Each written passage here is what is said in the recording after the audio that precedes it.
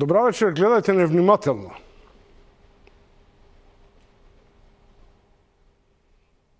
Сите подеднакво сме засегнати од законските одредби, односно од лошите законски одредби кои го уредуваат нашето функционирање како на професорите, така и на студентите во рамки на академската средина. Може би професорите во таа смисла требаше пред нас да бидат иницијатори, а ние на таа енергија некако да се залепиме, да ја згуснеме и да бидеме цело време на иста линија. Во време во какво што живееме сега, мислам дека самото кажување на вистината представува револуционерен акт. Тоа што ние сега го правиме е револуција, затоа што правиме нешто кое што многу луѓе не се осмелија да го направат. А тоа е да излезеш гласно и да зборуваш за проблемите кои што долго време се ставаа под тепих, а да зборуваш за проблемите во фаца, да ги кажеш на влада на која што мнозинството од населението се плашат, е револуционерен акт, да. Е револуционерен акт. Ние сме револуционерна група, да. Гледачи, следите ново издание на Топ тема. Синоличка револуција, отпор, протест, бунт. Што е? Си кажа студентката револуција и јас се согласувам со неа. Ако е потребата за квалитетно образование револуција, тогаш прават револуција. Дали е тоа нов феномен во нашата политичка лексика, наместо трансформација, еволуција, да го воведеме да го воведеме политиколошкиот израз револуција? Па не знам, имаш овде многу мини револуции, колку што памтат и по старите генерации. Јас се сеќам на 97-ма. Сличен термин се употребуваше. Јас употребив еден алтернативен термин за да опишам што се случува од политолошки аспект. Јас мислам дека е пленумизација на цивилното општество генерално. И дека ова дел од еден поглобален феномен. Денеска водев со некои пријатели и спор околу тоа дали има глобално пресликување на она што се нарекува нели растечнување на демократија или не знам, или криза на представничка демократија, па ни треба некаде власта да се спушти доле во цивилното општество, веројатно е дел и од тоа. Така да таа пленумизација е рефлексија на многу нешта, а ако ја постигне својата цел, тоа е најдобриот тип на револуција, оние кои постигнуваат целта. Поштовани гледачи, следите Топ тема, ги чувте веќе универзитетските професори Синоличка Трпкова и Ненад Марковиќ. Уште со нас се Јован Пејковски и Хасан Јашари. Професоре Јашари, имате ли впечаток дека етничките бариери студентите ги разбија многу повешто од политичките елити? Да, точно е тоа, дека на некој начин доаѓа до израз тоа што се вика граѓанската димензија на општеството и студентите предничат во тој контекст. Може да се зборува тука за еден нов социјален контекст, нов политички момент кој треба да се надоградува понатаму. Професоре Пејковски, денеска течат разговори за некаков нов концепт. Дали е нов закон, дали е закон кој ќе треба да предизвика нови турбулентни состојби во образованието. Меѓутоа, прашувам како човек кој ја има димензијата на човечките ресурси и општествените турбуленции. Дали ние можеме да влеземе во било каква промена, а прито да немаме, например, јасна стратегија за образованието? Па се зависи како се гледа на тоа што е концепт. Ако концепт е збир на идеи и сваќања во одреден период, може да се оцени дека тука допрва се надоградува постојниот концепт, во смисла ние имаме континуитетно образование, прашањето е во која насока треба да оди. Кои се потребите на развојот, за каков тип на образование треба да се оформи еден нов концепт. Она што кај нас се артикулира е веќе барањето за нов закон. Седнувањето на маса значи преговори, креирање и почеток на нов закон кој што треба да донесе промени. Она што беше на почетокот револуција, ја мислам дека се промени, барања за промени. Револуција сепак е многу по-комплексен збор, задира во домени на, како би рекле, односи кои што рушат општествени системи. Овде, во рамките на постојните институции, се обидуваме да најдеме решение кое што треба да ги задоволи и студентите и професорите. Професорите се едногласни. Има потреба од промени. Студентите се едногласни. Има потреба од промени. Насоките на градење на тие промени треба да дадат еден подобар квалитет. Како тоа изгледа дека требаше да се направи ваков галијамат од протести, од незадоволство, па да свати владата дека треба да го суспендира законот и МОН да дојде на универзитет да разговара со универзитетските професори и со студентите и професорите? Па добро, се прашање на оценка. И досега имало разговори, оценки, и досега се присутни образовните институции во сферата на образованието, следат, оценуваат, но прашањето е сега брзината, динамиката. Овие настани вршат забрзување на промените. И оттаму чинам дека барањата се легитимни, искажани во еден период на незадоволство од одредени решенија, и имаме една кумулација на настани кои што доведоа до артикулација на различни интереси. Потсетете се прво на што беше врска со плаќањето на породилното отсуство, па потоа го имаме настанот со хонорарците, ова што е со студентите, имаме кумулација на општествени движења, општествени процеси кои сето тоа може да се јават како една резултанта што бараат промени. И сега прашање е чувство на слушање на јавноста, на барањата, на потребите, и колку тие промени ќе значат промени на самиот систем. Системот не е вечен, тој се менува, се Зошто владата и Груевски беше толку долго глув за да одеднаш биде толку одеднаш флексибилен, па брзо и на брзина да ги решава проблемите? Марковиќ, извинете. Не знам, веројатно тоа е прашање за премиерот. Не знам колку е прашање за мене, но факт е дека во политиката, оно што професорот го кажа, постои нешто што се нарекува ланци на незадоволство, chains of dissatisfaction, и кога тие не морат да бидат од ист извор. Вие наведовте неколку кои не се од ист извор. Така е различно. Тоа се повеќе фронтови. Они сами по себе ве прават пофлексибилен, затоа што знаете, велат ни неголемата војска не може да војува на повеќе од 2 фронта. Ни една политичка елита не може да се справи со 4 или 5 невралгични ситуации во исто време. И вие мора да затворите бар 2 или 3 фронта, иако мислам, длабоко сум уверен, и одговорно тврдам дека ако не се случеше ова со студентите, дека законот за високо ќе го блокираше високото образование во наредните 2 години, вака како што е донесен, во онаа форма во која беше одложен, и тогаш ќе се наметнеше пак потреба да се разговара. Мислам дека консеквенциите на законот ќе бидат толку драматични да немаше шанси никакви да не се отвори таа тема, ако не сега, за година или за 2. Дали царот е гол, па е принуден на диалог? Чумовски, јас 2007 или 2008 реков дека е царот гол. Кај Роберт во емисија X0. И тоа ми беше првата реплика. И царот е гол за мен од 2007-2008 година. Сега е 2015. Јас секој ден велам царот е гол, но царот очигледно го гледаат различни очи. Така што еве денеска прочитав дека царот е скоро гол. Дали мислите дека ова е диалог под принуда или за принуда? За принуда. Ви дајме здивпа за? За принуда. За принуда. Принуда кон кого? И кон одредени целни групи или за принуда за решавање на конкретни законски форми? Сега, целиот контекст може да се види во една поширока смисла, и политичка, и образовна, и на некој начин и тоа што се вика политичка филозофија, со оглед на фактот дека веќе доаѓаме во една ситуација во која што мора да се бара некој минимален консенсус. А владата на некој начин настојува сега да се спаси, да се справи со настанатата состојба. И ова веќе принуда тие да доаѓат и да разговарат и да попуштат.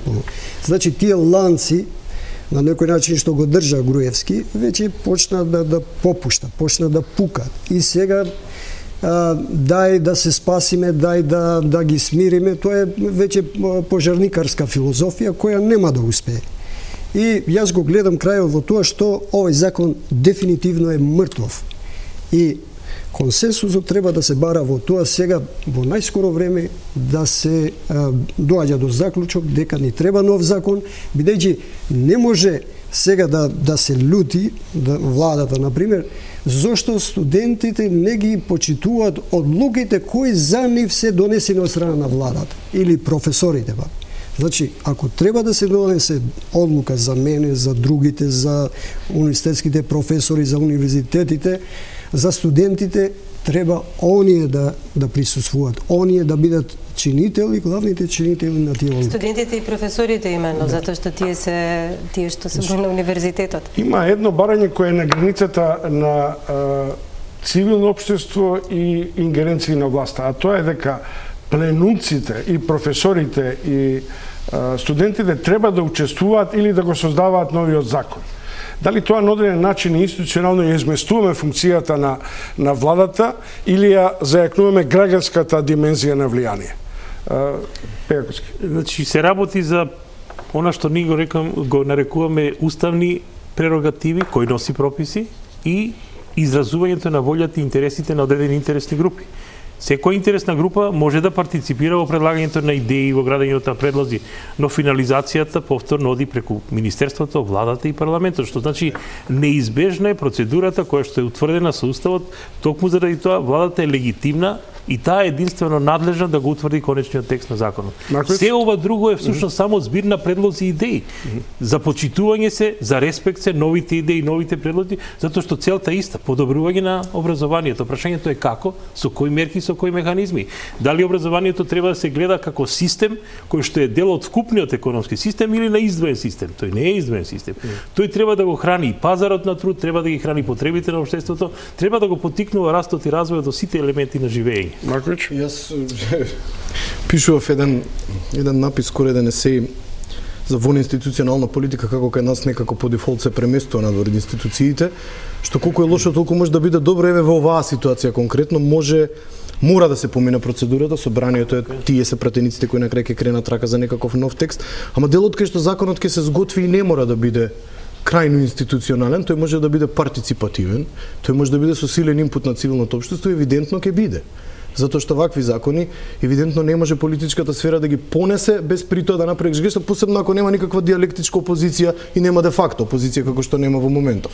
Така да некој ќе се најде, затоа мене пленумците имаат некаква и диалектичка и компензаторна улога за мене. Да компензираат она што би било некаква социјална диалектика за да се слушне некаков разум, за тие не бараат да бидат да протестираат оноку колку што јас контактирам со нив и колку што се гледам, не бараат да бидат да протестираат заради протест. Тоа не е ларпурлартизам, тоа е далеко од тоа, они бараат да бидат легитимирани и слушнати. И сега се легитимирани и слушнати, што е добро за сите. Апсолутно. Професори Трпкова и Јошари, дали со евентуалното доаѓање на МОН на академската средина во ректоратот, дали со започнување на постапка за донесување на тотално нов закон се исцрпува енергијата на пленумците, и професорските и студентските? Тие ќе останат будни до крај. Будни зошто? Затоа што не веруваат на оваа власт. До сега немаше доверба од страна на власта дека работите што ги бараат пленумците, власта може да ги понуди. Имено оној момент, ако тие не се задоволни, имаат механизми. Они практикуваат директна демократија. Професорот... Шаторите се готови. Ќе дојде во собрание, ако не се задоволни повторно шаторите ќе ги изведат. Пленумците знаат како со својот механизам да го натераат, да ги натераат институциите кои според мене, морам лично да кажам, се мртви и не функционираат, мораат да најдат начин да ги подигнат. Тоа е единствениот начин како што може. И затоа пленумците ќе останат до крај. Професор Пејковски има опонентско становиште дека оваа влада е легитимна, дека треба низ легитимните институции да се носи. Легитимна е, сме избрале, но очигледно дека сосема, значи оној кој што има мнозинство, кој што на легитимни парламентарни избори е избран, има мандат. Има мандат, но има и обврска. Тоа значи обврската е да се бори, да се спроведува и се имплементира политика што е во интерес на граѓаните. И оттаму мандатот не е само право, туку и обврска која што треба да го подобрува системот. Јас повторно ќе потсетам, така е. Значи сосема легитимна и точно има мандат да го предложи законот. Но законот не е надвор од системот, законот е доградба на системот, односно унапредување. А иначе институциите сами по себе мораат да ја слушнат барањата на граѓаните на интересната група. Интересните групи кои што се обликувани, формирани, имаат често пати и конфликтни интереси. Тој систем на конфликтот мора преку она што го нарекуваме процедура да се усогласува и на крај да дојде до финален производ. Шари, мислите дека ќе се исцрпат или дека енергијата ќе биде мобилна кај пленумците? Јас мислам дека студентите ќе продолжат и понатаму, со оглед на фактот дека веќе тие се некои општествени фаци, некои луѓе, така млади луѓе кои имаат енергија и кои сега ги гледат тие погодности, тие предности на медиумите.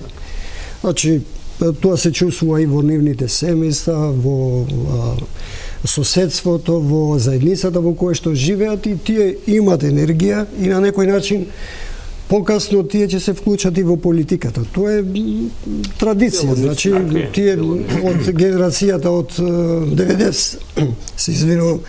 97 година, знаеме сите дека денеска се пратеници, дека се министри, дека на некој начин представуваат двигатели на тоа што се вика институционална движечка сила на... Да, ама денеска од позиција на власт велат да, студентите имаат право, ама и продолжува после. Затоа немаат право да изменуваат. Добро, улогата го менува човекот, сега тоа се знае. Власта го менува. Власта го менува. Потсетам, 68 година имаше студентски протести. Не во Скопје. И во Скопје имаше рефлексија. Учествува во тие директен партиципентум и знам, заеме, тогаш носевме и транспаренти, тогаш беше актуелна и војната во Виетнам, стоп на војната во Виетнам, се надоместија одредени надворешно политички интереси и влијанија, но во секој случај и од 68 и протестите што беа подоцни, и ова што се случува сега, секогаш сврлува лидери. Што е добро во некоја линија, тие лидери всушност веќе ја вежбаат, ја практикуваат демократијата и тие се легитимни исто представници сега на другата интересна група. Тие се позитивни така е, инстинкти. позитивни кои што седнувајќи и преговарајќи со легитимна власт, легитимни представници на избраните студенти, сосема може да се бара и да се очекува од нив дека ќе направат нешто што ќе биде му интересно, тука е опасноста нешто и да не биде. Токму тука корективот на синовичка сосема е универзитетските професори Трпкова, Марковиќ, Пејковски и Ашари. Малку ЕПП повторно се враќаме со серија на нови прашања пред се на дилемата што не очекува како разврска, особено возможен ли е закон за образование ако до 2030 година одвај 15% од младите ќе останат во Македонија.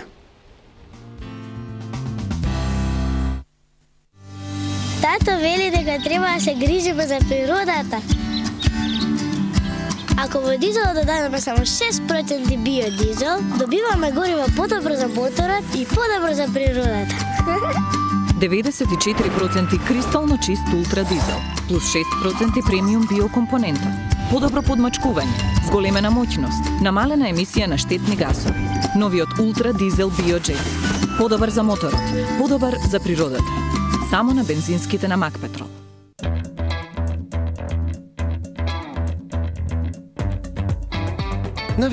На вистина, вистинско млечно, чоколадо на круасан. Нов 7 Days чоко круасан, исполнет со вкусен ванила или какао крем. Нов 7 Days чоко круасан, вистинско чоколадно задоволство. Колку начини за искаштување можете да замислите?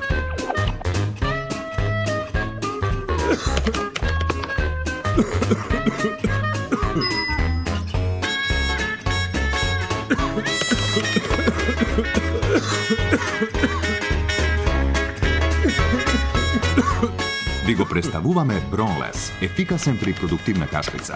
Бронлес го олеснува искашлувањето и дишењето. Книгата секоја чита на свој начин. Претворете својата сметка за електрична енергија во нови раскази. Регистрирајте се на e-фактура и помогнете во создавањето нови книги. Дознајте повеќе за целиот проект на раскази.мк. Евана, секогаш тука за вас.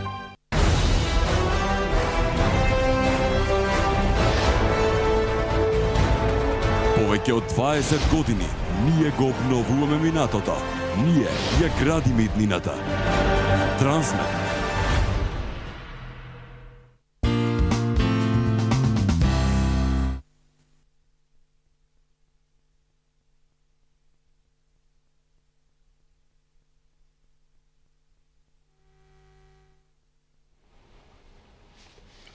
Топ тема и натаму во студиото се универзитетските професори Трпкова, Марковиќ, Пејковски и Ашари. Од многуте реакции на фан страниците, денеска ми остави од порталот факултет едно писмо од студент од странство. Се разбира, се надевам дека не е испрограмирано. Вели: дечки, не пофалби, заслужувате ордени сите до еден. Политичките лидери мислат дека бескрајно ќе владеат, дека овој народ ќе заборави да размислува со своја глава.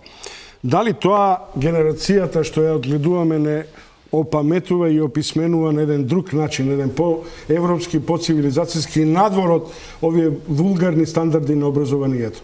Тоа сакав да кажам, затоа именно оваа окупација, односно ослободување на универзитетот е неспоредлива со ниедна во минатото. Ова е од првиот момент каде сите по етничка основа, по сексуална основа, по било која основа се соединија со една единствена цел. Значи за подобро образование. Јас мислам дека токму со ова действие, со ова пленумско делување, тие внесуваат нов курикулум во образованието.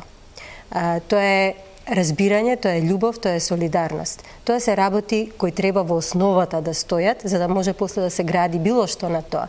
Затоа што знаењето само по себе може да направи и атомска бомба, нели, и да направи хемиски оружја.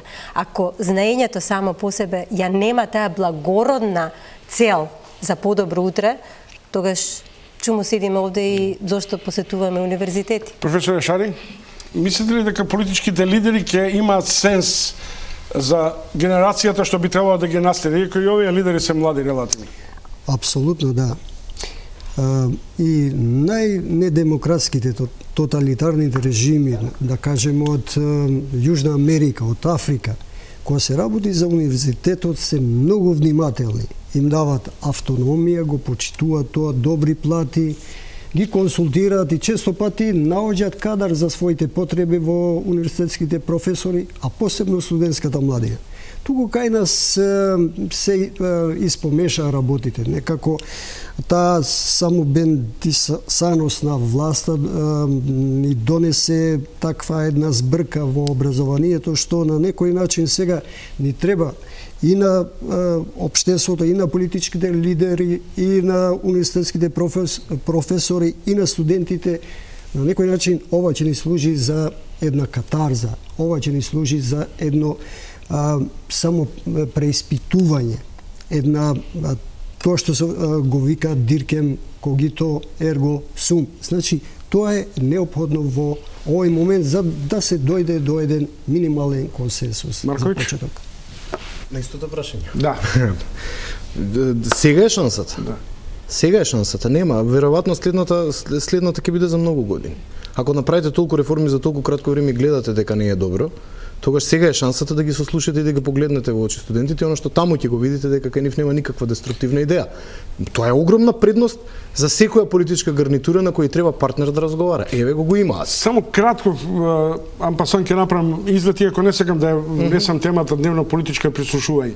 Дали оваа настојчивост на лидерите, на младите лидери, да речем, и на оваа млада генерација, би можела да биде поттик за овие актуелни лидери како се истрајува и како се води диалог? Или како се стига до диалог? И како се стига до социјална легитимација. Добро. И како се стига? Професоре, дали е ова голем ремонт на образованието или негова мала политичка ревизија? Се зависи од оно што ќе биде договарано како потреба. Всушност, образованието, реков дека е дел од оно што го бара пазарот на трудот, оно што го бараат развојните процеси. Образованието го поттикнува растот и развојот. И оно што е како иновација, информатичка технологија, нови знаења, сето тоа бара да се унапредува. Знаењето застарува. Оноко колку што сме спремни да го иновираме, толку ќе треба да се имплементира во Законот за високо образование, но и на другите нивоа на образование. Што значи, образованието да го гледаме како комплекс. Колку повеќе образовни луѓе, толку повеќе можностите за раст и развој се повисоки, но и за имплементација на знаењето. Ако не постојат образовни луѓе кои што ќе го имплементираат знаењето, сите техники, технологии, технички средства се невозможно да се користат. Чуму ни е во каков степен на репродуктивна образовна работна сила која денеска ја пласираме како наемни работници на неоколонијалистите во Македонија? Па не би рекол дека е така, затоа што имаме една историја која што продуцира високо ниво на невработеност. Транзицијата, трансформацијата, процесите, кризите, војните кон север, блокадата од југ, сето тоа создаде една армија на невработени, што значи имаме една подолго трајна појава на негативна констелација на односи кои што генерира високо ниво на невработеност.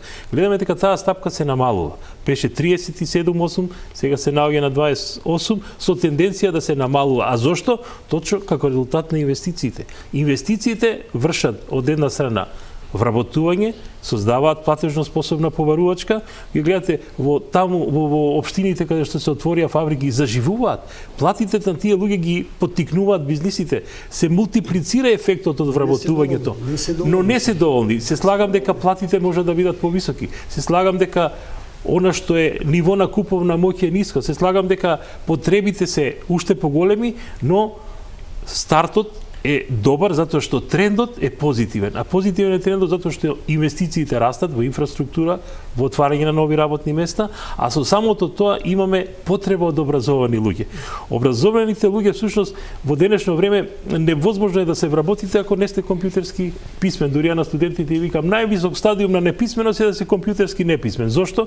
Машините се компјутери, нумерички водени. Она што го имаме дома се е поврзано со информатика, оттаму знаењето и потребата за знаење се мултиплицира. Странците, ако се сеќавате, прво што направија за да ги вработат луѓето? Отидоа на универзитетите. Ги побара децата со висок просек, со зголемени, како би рекле, мемориски способности и токму тие ги одбрат за да ги пратат во нивните фабрики во Германија или било каде и ги вратија назад да работат. Кај нас ги земат тие. Одлично. Истото се случува, значи, посебно на техничките факултети и на другите изградена факултети, стратегија каде што бараат знаење, а тоа знаење мора да се инновира. Што оние што се во потрага по повеќе и поголем предизвик нема да останат во Македонија, тие ќе заминат, затоа што системот не го вади најдоброто од младиот човек. Едноставно сметам дека 98% од средношколците беа да се запишуваат на факултети, каде ќе се запослуваат тие кадри. Башка немаме ние стручни вештини за наети на факултетите. Имаме ли ние стратегија што произведуваме, што ни е потребно, каде ни е потребно, која е нашата традиција? Има уште еден проблем. Странските директни инвестиции кои доаѓаат, не доаѓаат никој најинфантилно да верувате дека доаѓаат за да платат многу. Никој кој доаѓа на тие луѓе, прашање колкав процент од работната сила која ќе биде потребна им е реално високо образовани луѓе колку им требаат. Во тоа е работата. Тоа се линиски, фордистички, не знам, процеси на производство каде што во суштина има многу малку работни места кои се за високо образовани кадри. И сега знаете се наоѓаме една контрадикција. Ние треба, не знам, да проектираме 25% високо образовани кои потоа нема ќе бидат фрустрирани затоа што нема да можат каде да ви се сигурна миграција. Сигурна, гарантирана миграција ви се тие луѓе, со обзир на тоа дека тие тешко ќе се померат со фактот дека затоа дека ќе работат, не знам, на некаква линиска работа, која 9 или 12.000 луѓе компензација. Ќе го замалам режисерот, мислам дека него добив во аудио видео верзија искажувањето на вториот студент, додека го измоткаме овој втор круг на дебата, ја би ме замолил да режисерот да го подготви тој и да го видиме оној момент кога ќе бидете подготвени. Следното прашање. Оди материјалот. Повелете.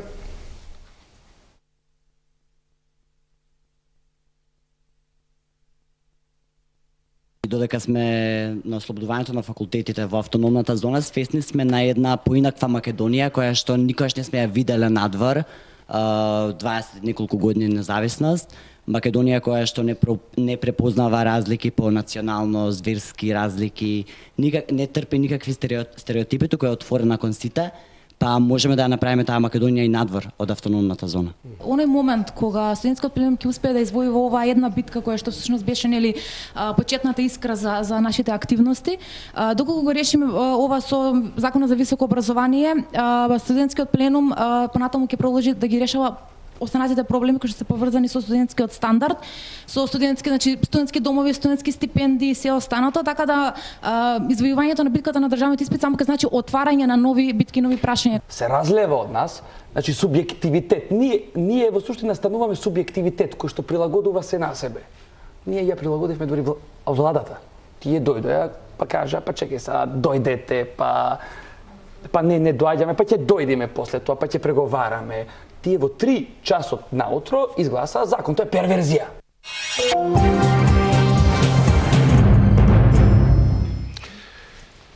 Како ќе креираме амбиент на меѓусебна доверба, генерацијска доверба, ако не го слушаме ехото на тие за кои се создава акумулација, се гради општествена и правна содржина, амбиент и така натаму? Тоа може да се каже дека е едно интердисциплинарно прашање. Студентската младина треба да биде предводник на новите идеи, на нов еден ентузијазам и една меѓунационална сплотеност и соработка. И тоа веќе се почувствува во Република Македонија. Меѓутоа, дали заборавиме дека социологијата на образованието укажува на факти дека многу фактори влијаат, екстерни и интерни фактори влијаат врз студентите. Ако ние гледаме, например, често пати тепачки низ автобусите, низ скопските улици, тоа влијае се што се случува во општеството, влијае и во училиштето, и на факултетите. И мора тие состојби да се гледат во една поширока општествена призма, но мислам дека очекувањата на студентите веќе се поголеми, веќе тие одат подалеку, гледат од нас, од постарите, ние постарите, дури и подалеку гледат од, за политичарите веќе се знае, меѓутоа и подалеку од своите професори. Сите вах четворица ве прашува универзитетски професори, како сега ве гледаат, како вие ги гледате своите студенти после оваа серија на нивни јавни декларирани промоции, идеи и гнев? Дали чувствувате дека ве гледаат со диоптрија дека сте виновници, дека сме виновници за овој тип на образование?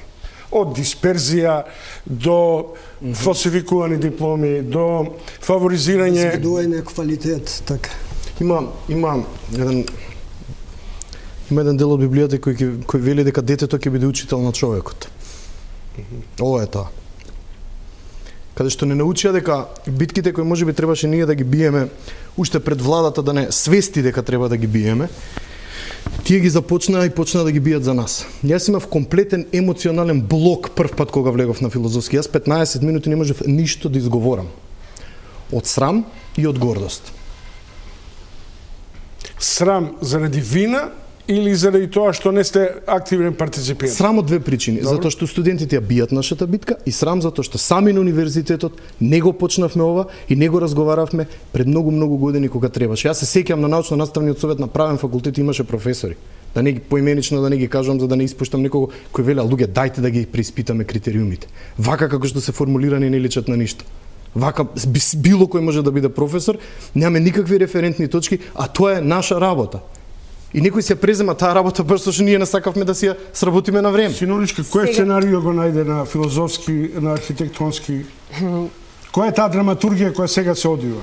Тоа е првата чиста енергија што јас воопшто сум ја доживеала во 24 години транзиција во Македонија. Освен да не кажам раѓањето на моите две деца, може би една премиера во мојата скромна кариера, ова беше првиот момент кој за мене отвори ново небо. Јас бев толку возбудена, јас плачев. Бев со мои пријателки таму, мои колешки и мислам дека дури во еден момент реков, добро, јас сум од факултет за драмски уметности и драматизирам секако во таа ситуација, но мене солзи ми навреа на очи затоа што наеднаш тоа што го очекуваш, го бараш, сакаш да го видиш. Јас и самата сум борец за права и се наоѓам на тој пат, секој пат. Најнаш ги гледаш децава како чисто, јасно и гласно ја артикулираат таа енергија што е насобрана во сите нас, а немаме нити храброст, нити, како се вели тоа, нити достоинство да ја искажеме. Деца само референца на нивната младост, не на нивната зрелост. Контра професорите велат дека глумите. Да, па јас глумам. Она е глумица. Јас сум глумица, но јас сум многу искрена. Овие деца не научија како да ги играме нашите животни улоги во општеството. Сите се глумци. Најлоши глумци се политичарите. Тоа е чудо едно. Јас сите би ги срушила кај мене на испит. Но овие деца... Тоа е професија, тоа е... Тоа значи да ги скршиме огледалата по фојета. Па јас мислам дека и медиумите играат голема улога во нивната лоша глума. Јас произведувам деца кои се исто понатаму луѓе кои креираат медиумски репертоар, медиумска политика, програма. Јас не ги учам моите деца за да уредуваат политика на некој таму политичар. Да излеземе од волшебството на, да речем, на врвицата од политика и политиканство. Професоре, велите дека образованието треба да има стратегија. Најавив, 15% ни се заканува опасност дека од младите ќе останат во Македонија 2030 година. За кого ние ќе вложиме толкави капитални инвестиции, толкави ресурси, ако отприлike следните 15% од младите, тоа е по моја проценка на сегашните статистички показатели, најмалку 200.000 ќе се иселуваат од државата. Или ќе заменуваат на светскиот пазар на труд. Значи, видите, покренувате се две различни прашања. Не ја знам методологијата по која е дојдено до тој податок, дека 15% ќе останат, затоа што во 30-та година тие ќе има 35 години по ова што вие го викате, што значи за нив светот е пазар на труд. Миграциите се природна појава, се случуваат секаде. Европа мигрира. Пазарот што се оформи, 506 милиони жители, Европа е слободен пазар на движење. Вие гледате како југот се движи кон северот, зошто повисок стандард, подобри услови за живот и работа. Природна емиграција. Прашањето е колку остануваат врските со она што се нарекува матична држава, колку останува трансферна средства, да не заборавиме дека и сега Република Македонија 1.200 до 1.500.000 евра годишно добива точно од тие кои што работат во странство па праќаат пари за дома. Значи движењето, миграциите да не го гледаме од родокрајски менталитет и она што би рекле сентименталност, да го гледаме од аспект на раст и развој, на економија. Ако јас имам шанса да работам и да се едуцирам во подобра средина, ќе одам, а потоа знењето може да го користам таму, тука, било каде во светот. Светот стана глобален. Ако гледаме од тој аспект, иселувањето да го поврземе со нешто друго, колку е стапката на старење. Старењето кај нас е процес кој што има други демографски тенденции. Од таму залагањето за демографска традиција во зоната на старо општество. Точно, и од таму залагањето за демографска политика која што таа демографска транзиција ќе обезбеди преку поттикнување со мерки на популациона политика, со мерки за подобра едукација, за градење на семејни релации и односи, е всушност основа што ќе го компензира овој тренд, а од друга страна пак образованието што го стекнуваат овие луѓе потврдува дека е високо квалитетно штом се прифаќаат на пазарот на труд во Европа или било каде. Тоа е малце контроверза. Ако се тие прифатени на пазарот, зошто ние менуваме цел систем и викаме дека имаме несолвентно, не... Менуваме затоа што може да биде подобар. Затоа што ние и досега имаме систем на образование кој продуцира. Оние деца што завршуваат кај мене, јас раководам со Институт за социјална работа и социјална политика, нивната диплома веднаш се прифаќа добро ако знаат јазикот, Германија, скандинавските земји и тоа добро се платени, што значи дипломата на системот на болонско образование Болоња работи, функционира. Прашање е дали добро функционира. Младите го оспоруваат, тоа велат дека тоа станува систем во кој вие ги одбегнувате одговорностите за создавање на креативноста кај младите. Прашањето е колку тоа може сега да се промени на подобро, затоа што креативноста е битен елемент. Дали ќе бидат децата обучувани да бидат креатори и да креират, или ќе бидат само меморирачи на одредени показатели, е битна концепција која што треба всушност да се вгради во новиот закон. Тоа е тоа што треба да се промени. Кога се зборува за професиите, 80% од професиите сега што ги имат луѓето тука, за 10 години ќе ги снемат. Ќе има нови работи, нови професии и тоа е глобален тренд за индустријскиот капитализам, така се развива. Меѓутоа, кога зборуваме за работната сила и движењето на работната сила, јас имам научен труд во тој правец и сега штом државите и балканските држави ќе се интегрираат во Европската унија, движењето на работната сила ќе оди кон север, значи кон Европската унија. Ние ќе имаме потреба за работна сила. И тогаш, од каде ќе земаме ние работна сила? Овие мигранти сега што поминуваат низ Македонија, сирици, еритрејци, така да кажам, од Бангладеш, од Ирак, тие ќе бидат наши работници. Тој тренд веќе се практикува Полска, кога влезе, поляците се движат. Во Грција 40% од најемните работници овие што се албанци се од Албанија. Да, од Албанија. Тоа е веќе и тој е европски глобален тренд. И целиот свет се движи кон запад. Ние го знаеме така од теоријата Алексис де Токвил кој вика дека кој го владее светот. Уште во 1831 година вика тој е бел човек, тој е маж, значи машки пол и е протестант. Тоа е. Марковиќ, продолжите.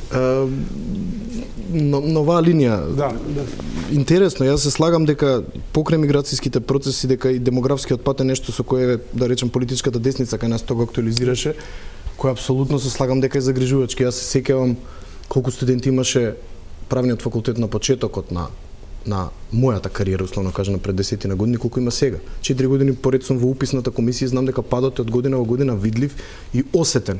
И не е само резултат на миграција. Може би резултат малку на конкуренција. Меѓутоа, вие да стигнете од 3:1 за... Затоа расте радикално на финки и на тоа што е конјунктура сега. Така што тоа не мора да биде. Тоа е всушност реакцијата на побарувањето на пазар. Не сум сигурен дека е резултат на некаква внатрешна распределба или дека е само на побарување. Иако и претходната ситуација не беше добра. И ситуацијата тројца пријавени за едно место не беше добра, меѓутоа таа драматично стана. Ја не мислам дека е само на внатрешната конјунктура, затоа што довме во ситуација да запишете 50% или 60% од она што се предвидени места во конкурсите, така да премногу е драматична измената за да објасните само со еден фактор. Не знам и демографијата веројатно ќе влезе во целата калкулација во пресметката на сите овие движења, нешто што нели сакаме да го адресираме, не знаеме како да го адресираме, се обидуваме да го адресираме, може да даде и нус појави, може да даде и спротивен ефект и така натаму. Да, ама знаете, и Европа старе. И Европа има потреба од привлекување на млада работна сила, едуцирана и оспособена. Едуцирана и оспособена. А нам ни праќа погони и професии кои регрутираат ниско вреднувана калорична работна сила. Значи, внимавајте, се работи за ниво на профитерска филозофија. И нормално тој каде што има профит, таму но се работи за структура на економијата. Македонската економија има ниско ниво на структура, ниско ниво на финализација на производството, што значи и како се потребни инвестиции и во индустрија, и во земјоделие, и во она што значи информатика и технологија, затоа што тоа го обезбедува повисоко ниво на финализација на производството и со самото тоа повисоки ефекти. Но тоа бара повисоко знаење. Со екс-словенечкиот гувернер и министер Митја Гаспари обратна теза развива. Македонија е една од ретките на Балканот која задржа индустријата, за разлика, например, од Словенија, која се мака мачи со своите услуги. Се уште е држана индустријата во Словенија, не е ни приватизирана. Ја мене ме мачеше нешто друго. Зошто да се правдаме со тоа дека сега глобално е емигрирањето на Запад? Зошто да не се обидеме да ги вратиме луѓето? Јас познавам луѓе што сакаат да се вратат во Македонија и се врвни научници. Имено и лично го познавам човекот, ги правеше сите обиди да дојде во Македонија на факултетот за фармација, се обидуваше на секој можен начин да влезе врвен човек, мислам врвен научник, сега е на прагот на откритие на врвно научно светско откритие. Да не го спомнуваме. Да не го спомнуваме, се правеше за да дојде. И да ги понуди своите знаења, да ги стави во служба на Македонија. Немаше место за него. Ние немаме место за прекрасни луѓе и големи луѓе. Мораме малку и тука да направиме некоја стратегија, да ги вратиме тие што се заминале. Пред да продолжиме, режија, дали е завршена средбата во ректоратот? Добивам сигнал, се уште не благодарам, одиме понатаму. Пред да влеземе во завршницата на оваа дебата, какво образование и дали денешната средба ќе биде разврска или заплет на случувањето околу донесувањето на закон за високо образование. Со моите гости Трпкова, Марковиќ, Пејковски и Јашари. Мислам дека имам уште една тура на ЕПП Промо и нова изјава од понеделникот од студентскиот форум во Топ Тема.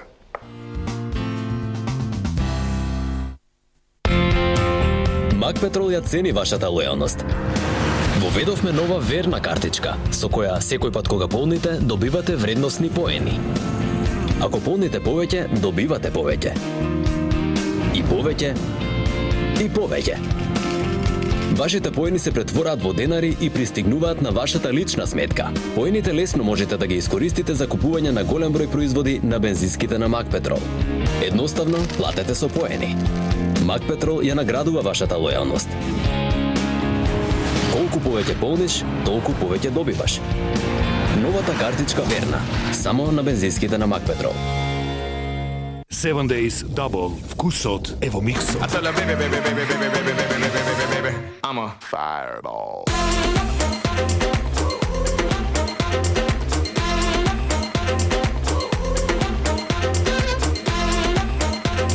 Seven Days Double. Вкусот е во миксот. Книгата секоја чита на свој начин. Претворете својата сметка за електрична енергија во нови раскази. Регистрирајте се на e-фактура и помогнете во создавањето нови книги. Дознајте повеќе за целиот проект на раскази.мк. Евана, секогаш тука за вас. Колку начини за искаштување можете да замислите?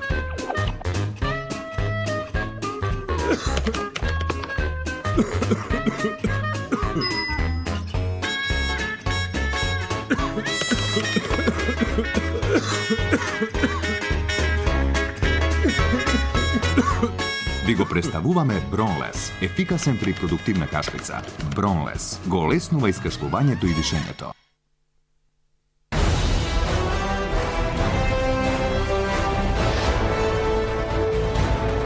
Повеќе од 20 години ние го обновуваме минатото. Ние ја градиме иднината. Трансмет.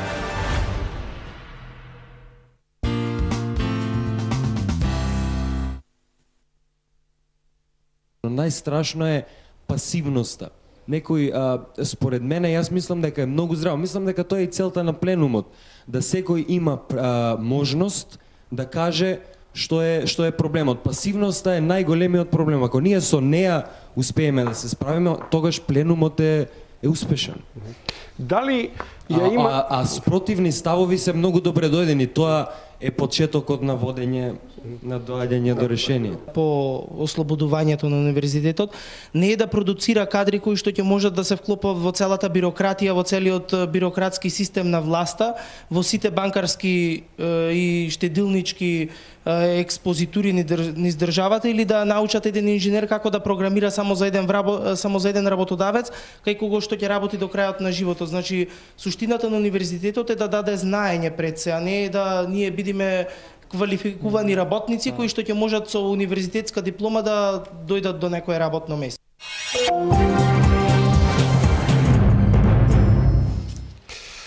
Јашари Пејковски, немам прашање, ама очекувам одговор на оваа констатација. И ние очекуваме. Јас имам одговор. Да, поведете. Мора да се градат профили за секоја сфера на општественото живење. И за администрација, и за производство, и за креација, и за она што значи дипломатија, војска, полиција, што значи образованието мора да е сеопфатно. Профилирањето на луѓе што ќе работат во институциите е како важно. Институциите мора да бидат оформени со едуцирани луѓе. Институциите се важни. Ја не го гледам тоа како администрација. Да се подсетиме, Јапонија во еден период и беше оддадена од страна на царот и врвот на јапонското општество признание на администрацијата за развојот на Јапонија. Што значи администрацијата е таа што треба да има творечки ум и да го насочува општественото функционирање. Институциите ги водат администрациите. Мислите дека имаме способна администрација со овие 3000-5000 вработувања кои дома седат а примаат плата? Значи, зошто го кажувам ова? Едукацијата не е само за технички науки, за правни, економски. Едукацијата мора да биде сеопфатна во однос на ова што го велите вие. Не се работи за нешто што е непотребно, напротив и како е потребно, затоа што тие луѓе работат. Тие се договорци, сега само им се трансформира работниот однос, што значи има потреба од нив, тие работат. И сега прашањето е обликот, формата. Колку државата е спремна да покрие одреден трошок. Да ве потсетам, администрацијата на Брисел, сега баш тоа го коментиравме со колешката Синоличка, има околу 100.000 вработени. Буџетот на администрацијата во Брисел е 142 милиарди евра како вкупен обем на трошок на администрацијата и за парламентот, и за комисијата, и за Советот на Европа. Ние се доведовме само администрација да вработуваме. Имаме администрација во Македонија само. Не е точна бројката, значи се готви сега ќе искочи врз основа на законот каталог на работни места и ќе даде точна слика колка е администрацијата, но она што сакам да го кажам, администрацијата е фактор што ја обединува Европската унија. Не би функционирала унијата без администрација. Ниједна држава не може да функционира ако нема добро обучена и способна администрација. Вие предавате колку што знам на администрација, така? Да, но идеологијата е првенствено. Тоа е веќе друго. Идеологијата се менува. Тоа е друга работа. Знаење. Администрацијата мора да има знаење. Администрацијата е алатка на елитите, на политичките, образовните, економските елити. На оној што има легитимната власт. Тој ја управува администрацијата. Администрацијата е алатка, не е двигател на општествените движења. Обратно, во современи услови е креатор на општествените односи. Таа креира односи кои влијаат во подобрување. И овдека мора да очекуваме дека администрацијата што ги креира прописите е со намена и цел да подобри, да го напреди системот, да ги внесе иновациите.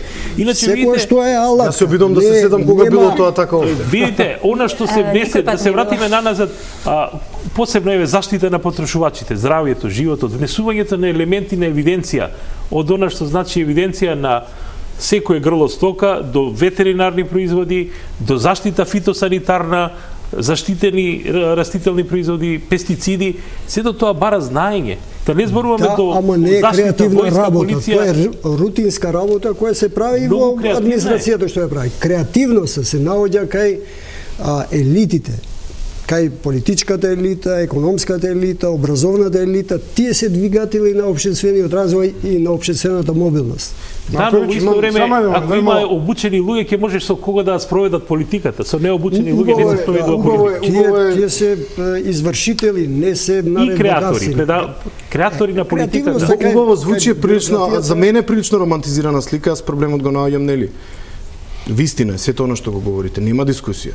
Дека може да биде креативно, иако јас пробувам да се сетам кога било тоа така кај нас и во кои сфери, сигурно не сум 100% во право, верувам дека меѓутоа тргам од елементарниот процес како администрацијата влегува кај нас е на база на политички споил, од регрутацијата. Мене таа регрутација, не знам, прочитав некој пост на Facebook дека или треба да ја легитимираме во закон, или треба да ги растуриме институциите да ја легитимираме па да почнеме од почеток. Бидејќи да се преправаме дека имаме системи на кариери, професионална администрација и така натаму да регрутацијата остане предоминантно политичка, онда е за мене романтизирана слика да дискутираме дека таа ќе биде креативна, носител на идеи и така натаму и така натаму. А повеќе инклинирам кон вашето мислење дека ќе биде лесно инструментализирана и така натаму. Дека сте во грешка, нашата администрација е многу креативна, особено овие разни инспекции кои ќе дојдат и кои ќе ве глобат. Сигурно. И кога ќе измислат разни креативни законски и подзаконски решенија кај што можат од 3 до 5.000 на лице место да ви остават мандатна казна. Поштувани гледачи, само момент, имам вест што мислам дека ќе треба да ја коментирам. Вест без вест, така би рекол. Сања, нашата Сања се уште е во ректоратот, вели вака: средбата во ректоратот трае повеќе од 4 часа. Владата си замина од ректоратот, владата се Адеми и Ставрески. Адеми рече дека ќе испратат соопштение. Ректорот се уште разговара со студентскиот и професорскиот пленум. Се очекува изјава на ректорот. Пак го враќам старото прашање. Дали е ова заплет или почеток на нова криза? Јас не се сомневам во барањата на студентите и во нивната истреност. Тие точно знаат што сакаат и професорите знаат што сакаат. Не ми се чини дека на моменти е ултимативно, иако знам дека се сите би ми ја одсекле главата, ама и во тој гнев мора да има некаква рационалност. Нема гнев, они се рационални. Јас не видов во ниеден момент гнев. Они го бараат тоа јасно и гласно, само што нашите уши не се навикнати на една таква чиста реторика. Зашто ние сме навикнати на полтронска реторика секојдневно и кој ќе некој јасно го артикулира својот став, ние не знаеме како да реагираме. Мислам дека сосема нормално е тоа што го бараат и дека треба не да го добијат, него тоа им следува, тоа ни следува сите нам ни следува квалитетно високо образование. А што се однесува до ова претходново, на моменти се чувствувам на факултетот за драмски уметности дека вадам партиски кадри. Дека јас сум стручен соработник кој вади партиски кадри. И сега ми текнува, само се извинувам. Мислам дека ќе ви најдам само еден момент. Чекате, мислам дека ви го извадив еден цитат. За администрацијата кога правиме муабет, јас тоа се прекрасни актери. Јас не спорам со тоа, тие се многу креативни, но кога ќе ги ставиш во едни услови како што се денешниве во театрите и во медиумите, гледате што се случува. Немаме никаква креативност, имаме смрт на уметноста. А јас се залагам за креативност. Значи, умрена е уметноста кај нас. И не сметам дека има било каква креативност во администрацијата, а особено не во овој дел. Видите, администрацијата поминали и многу сериозни обуки. многу средства се уложија и од државата и од Европската унија, се со цел за да се обезбеди хармонизација на законодавството. Дозволете, хармонизацијата на законодавството е многу сложен процес, многу знаење треба, многу години се одвива тоа. Професоре, а не е предмет администрацијата. Ние не продуцираме кадри за администрацијата. Администрацијата не создава дополнителна додатна вредност. Друга тема е за дебата, се согласувам, но администрацијата правејќи систем кој функционира, обезбедува проводност на целокупното општествено милје, на оние односи кои владеат во општеството. Во спротивно, само рестриктивни мерки закочуваат ова што сега вие го дадовте како вест дека разговорите продолжуваат. Јас земам слобода да го коментирам. Седнувањето на маса веќе значи преговори. Преговорите може да траат бавно, брзо, може да се разлекуваат, се зависи од тоа што ќе се стави на маса. Ако се следи заклучокот дека е законот суспендиран на една година и во таа година треба да се најде ново решение, но прашањето сега кој е тоа решение? Кој ќе го креира тоа решение? Значи нема во преговарањето нема исклучиви решенија. Ја мислам дека ова не е преговор или ултиматум, се бара квалитетно високо образование, зарем тоа е преговор. Ја преговарам за мир или за војна, барам високо образование. За се преговара, вие секојдневно преговарате за се. Не може власта да не бара квалитетно образование. Сема, власта е должна да бара квалитетно образование. Професорите и студентите бара, таа не бара, таа само прави. Добро, моделот што се предлага е различен од она што се бара од студентите и од професорите. Тука имаме значи разлика во ставовите. Кога се преговара, мора да се дојде до консензус за да се крај се склучи договор, било каков договор, овде договор е носење на нов закон. Квалитетот што ќе се понуди од едната или од другата страна и усогласувањето некогаш може да е бавен, некогаш може да е спротивен, конфликтен. И тука настануваат разлики, затоа што се што се бара има некоја цена, дозволете. Се бара нов закон, ама ја читам и во однос на ставовите што ги имате дека дисперзираните студии и капацитети донесоа вредност некоја. Вработување, донесоа приходи. Меѓутоа е факт дека влегуваме во донесување на закон со многу критики за лежерноста во дисперзијата на студиите на универзитетите кои де факто го дерогираа квалитетот на образовниот процес. Дали тоа допира до овие кои го бранат овој концепт? Имаше политичка потреба да се дисперзираат факултетите на помални места. Тоа беше заради гласови, ние го знаеме. И тие работат на субстандарди, значи. Квалитетот на обезбедувањето на квалитетот на високото образование, токму оваа политичка елита, и албанска и македонска, ја уништи, ја деградира. Со тоа што отвори, например, можем јас да зборувам за Тетовскиот универзитет. Немаше, сегашната зграда ја немаше. И наместо да се догради, почна градбата на новата зграда, на новиот комплекс, престана со тоа и се дисперзира во Дебар, во Кичево, во некои тамо партизански училишта и во Скопје, овде во Мавров, кај што тоа беше преуредено, меѓутоа немаше ни прозорци. И во Струга, за 3 години во Струга 3 пати се преселија од едно место на друго место. Штипсиот универзитет како се создаде, тамо Пешчево, кај што има Делчево, па Кочани, па тамо вама, и тамо имаше проблеми. Значи, на некој начин доаѓаме во ситуација кога образованието од големите центри, се знае дека големите урбани средини и едуцираат, на некој начин тие создаваат, тоа е еден факултет плюс ги доведува што луѓето, например, студентите, јас во Кичево ги прашам, што викам ќе остане во вашето био, кога ќе ви пишува дека во Кичево основно училиште, во средно училиште, факултет и магистратура во Кичево.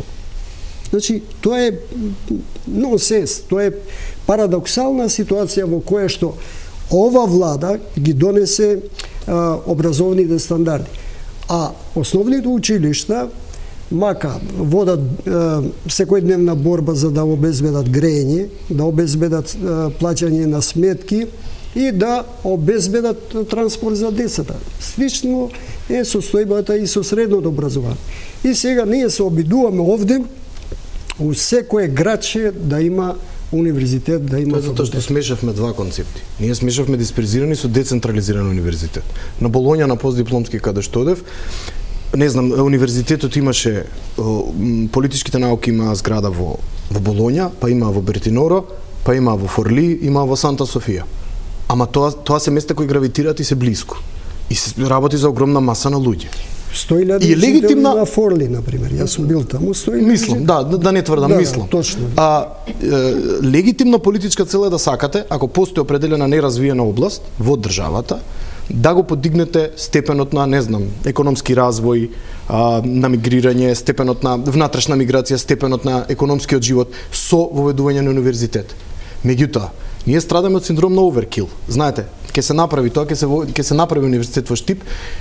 Првата грешка беше повторување на истите факултети на сите универзитети, со што се прави вештачка конкуренција која е непотребна. Воведете нешто ново, воведете нешто што го нема, нешто што е екзотично, нешто што ќе го диверсифицира пазарот, нешто што ќе доведе, што ќе даде edit value, така додадена вредност. Зошто имате 20 правни факултети? Зошто? Тоа е еден поглед какво образование. Да завршуваме. Во кој правец треба да оди реформата?